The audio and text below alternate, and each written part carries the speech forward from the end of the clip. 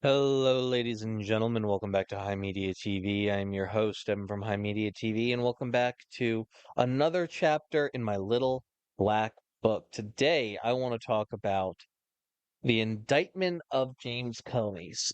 Now, I want to be very clear here, ladies and gentlemen, that I am not a fan of Mr. James Comey. I don't have any particular attachment to this man. I do genuinely believe that he is a huge, if not the reason why uh Hillary Clinton was did lose the 2016 election, as abhorrent and terrible as a candidate as she was. For those who don't remember, about a week and a half before the election, he said that he basically was brought in an investigation, and like announced some stuff that basically showed like with her emails and her servers and stuff that ended up being problematic.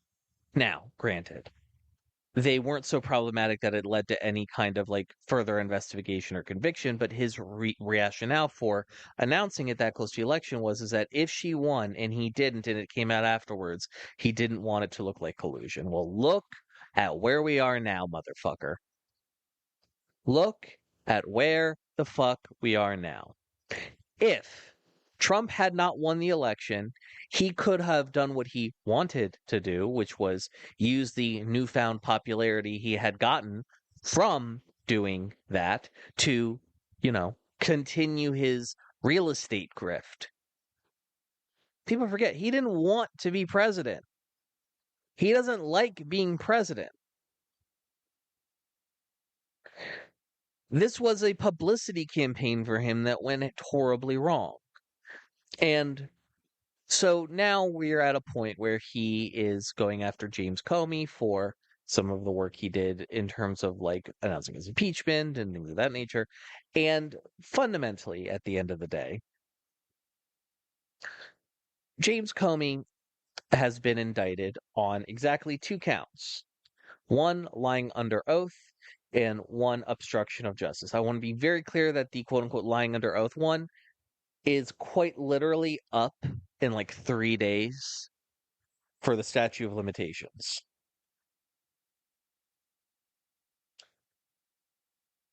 The fact, I had talked about this briefly in a previous episode, but a reminder that the folks behind this indictment, the original prosecutor out of Virginia that was tasked with bringing this, was fired because he said, "Yeah, there's not enough here to, get a victory. There's no point." And Trump, who has been calling for blood for his political enemies, it was like, no, fired him and replaced him with somebody who did. This is to be expected. A big part of the unitary executive theory is completely replacing any opposition within the government when filled with a bunch of lackeys that will do whatever they are told.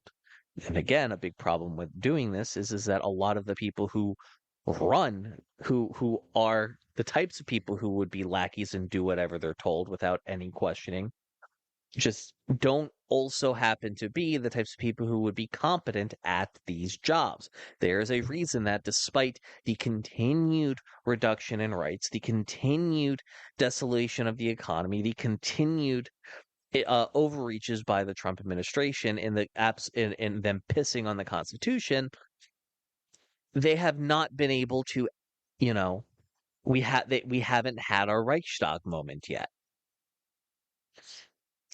When it comes to, the Trump administration, it is a type of liberal fascism, a soy occupied government, if you will.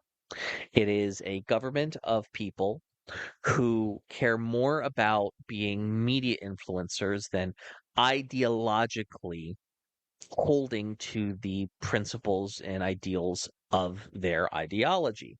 Because if they actually did want to do something to turn America into more of a dictatorship and in even more of an authoritarian hellhole, and have their moment of conversion from democracy to um uh some kind of like authoritarian dictatorship, like that the unitary executive theory is, you know, for it, basically turning the United States into a monarchy of sorts.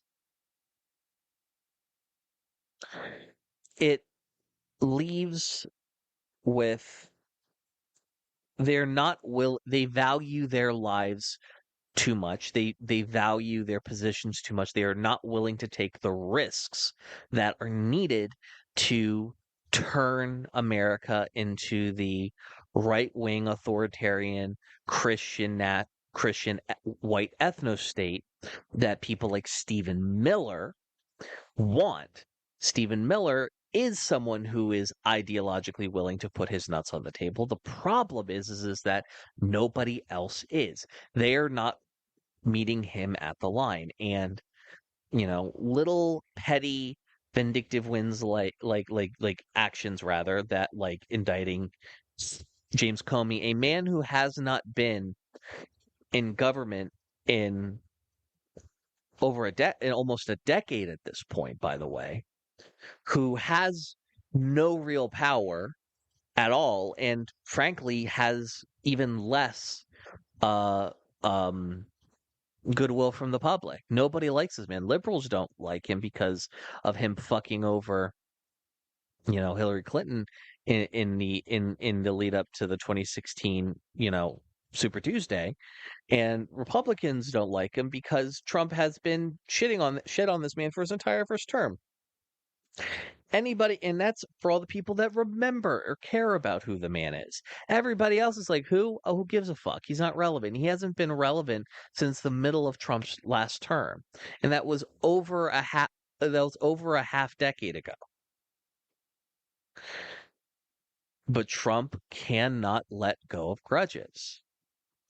Like Rosie O'Donnell said something like critical of him in the fucking 90s, and he still holds that against her. He is a petty and vindictive man.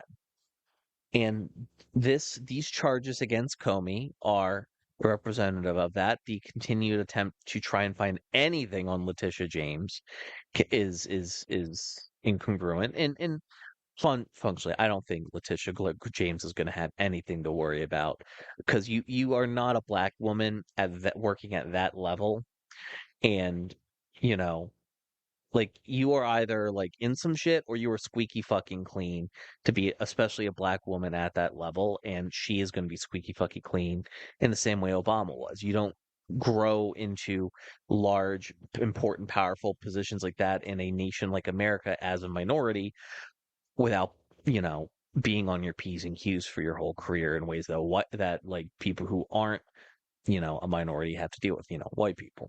So I digress. Point is that this whole thing with James Comey is a fucking disaster. I don't really care about James Comey and the trials and tribulations he's about to go through on a personal level, because it's James Comey. Who gives a shit? I don't. Do you? Who does? But I do care because of what it represents. Similar to how, like when we talked about Jimmy Kimmel the other day, I don't really care about Jimmy Kimmel as a show, as an entertainer. He is not good. He is not a good entertainer. He's not funny. He's not entertaining, and he's not. And I would, and if anyone what should have been on the chopping block to be, you know, taken off the air after, Corden got the boot, it would be him. And so again, like I said in that episode, Colbert being taken off the air does not bode well for the rest of the late night hosts. But point is that this is obviously politically charged. It's authoritarian and dictatorial in nature. And are we really surprised by the behavior of the Trump administration at this point? Either way, That's another chapter closed on my little black book. Thank you, ladies and gentlemen, for listening. We appreciate your time and your listenership. If you like this show, you'll like our other shows. We got tons of podcasts, lots of podcasts. Holy crap, a lot of podcasts at himedia.gg/pods or wherever you get your pods. And if and only if you have the financial fortitude to do so, please consider going to subscribing on Twitch or our Ko-Fi. Either both connecting your Discord account to both will give you tons of perks in our server, which is an awesome community, and you should join at the link down below. Ladies and gentlemen, thank you so much for watching High Media TV. I have been your host, Em from High Media TV, and I hope you have a wonderful rest of your day.